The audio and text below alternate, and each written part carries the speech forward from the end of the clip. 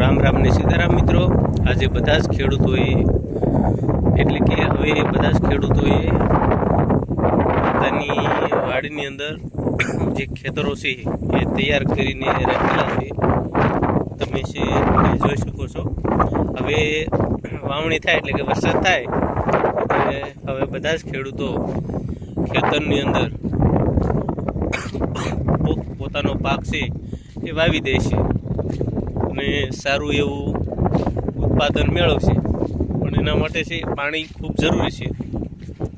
એટલે વરસાદ આવશે એટલે ખેડૂતો છે એ પોતાના કપાસ, મગફળી, તલ વગેરે વાવી અને પોતાનો સારો એવો પાક ઉત્પન્ન કરી અને સારો એવો ભાવ મેળવશે। એટલે ખેડૂતો છે ઉત્સાહમાં છે, બસ ખાલી વરસાદ આવે એની વાટ જોઈએ।